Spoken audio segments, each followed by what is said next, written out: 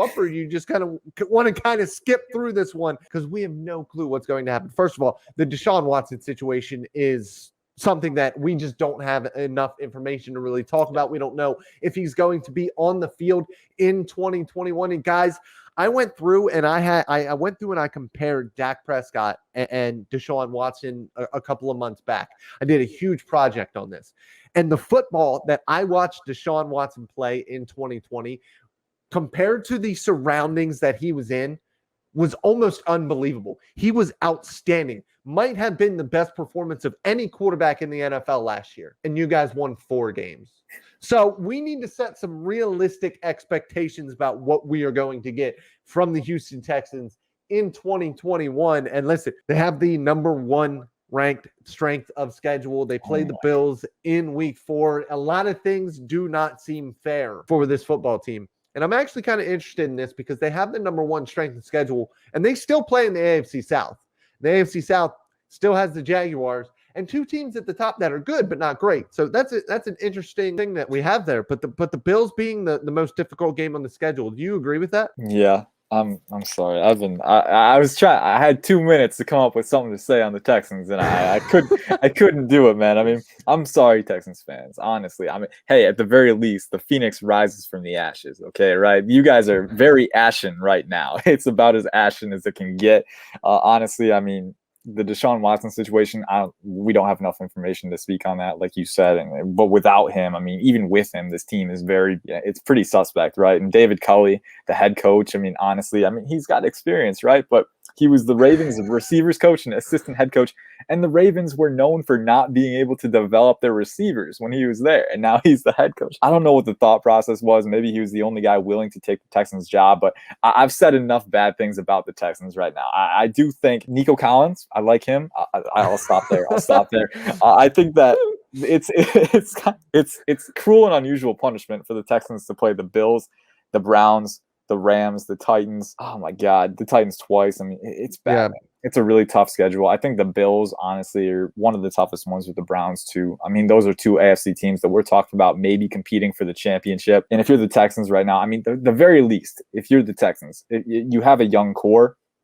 Well, actually, I don't even know if you have a young core. You signed a ton of veterans in the free agency. Well, yeah, you have @𝗚𝗢𝗠𝗏, and depending on what happens, you do have Deshaun Watson. You have those 2 guys. Yeah, exactly. So there's looking at those games, like if you can at least compete against those tougher teams, or at least like show growth in spurts. I think residual growth is one of the most important things for a team like the Texans, where you have a long-term rebuild ahead. So if you can do that, if you can use those games to be learning experiences, I think that's ultimately the best thing. But it is tough. They drew a really bad hand playing in a very easy division, which is really weird, like you said. So I don't know what's going to happen. It's going to be a challenge, but hopefully David Culley can start to right the ship here.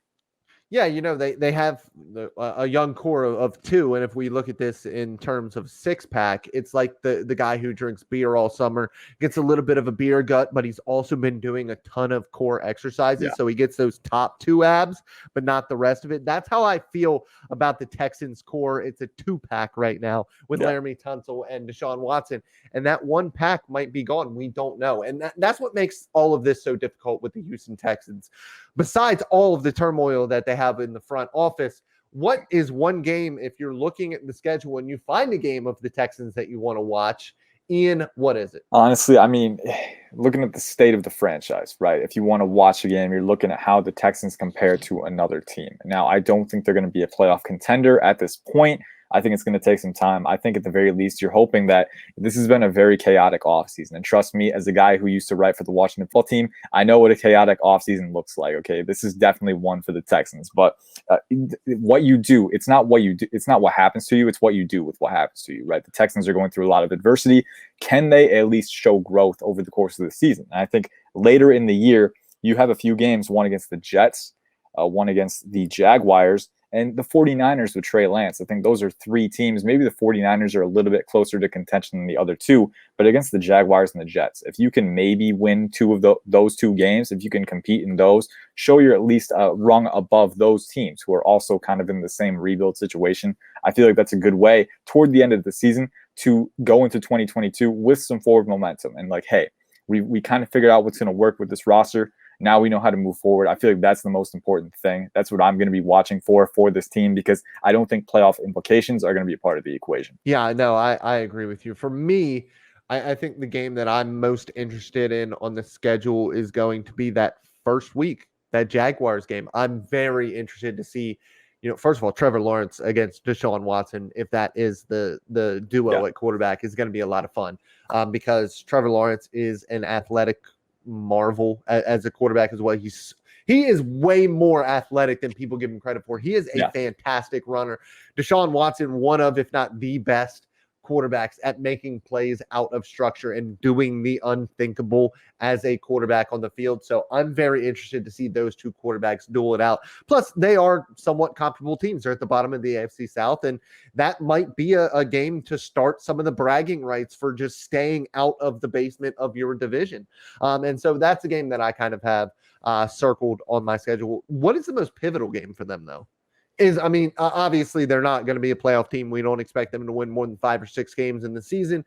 But what is that game where you're like, if they show me something here, this might be building towards the future? I think, like you said, is it the Jets game? Like it could be the Jets game. I think it could be the Jets game. It could also be the Titans game, week 18. I think it's versus the Titans, right? So at home, you have a chance maybe the Titans, I think, are a team that's going to be in the conversation for the AFC South if they haven't won it already at that point. So if you at least put up a fighting chance, that's a good way to boost the morale heading into the offseason. So I think that might be the most defining game. Maybe not for the season, or maybe for the season, because like the 17 weeks before that, what has this been for the Texans? So much adversity. What is this working toward? And week 18 might be your chance to set off on a high note heading into 2022. So I think ultimately that might be the most defining game looking back. Texans fans, let us know how you feel in this upcoming football season. Please let us know in the comments. Let us know what you think the toughest game is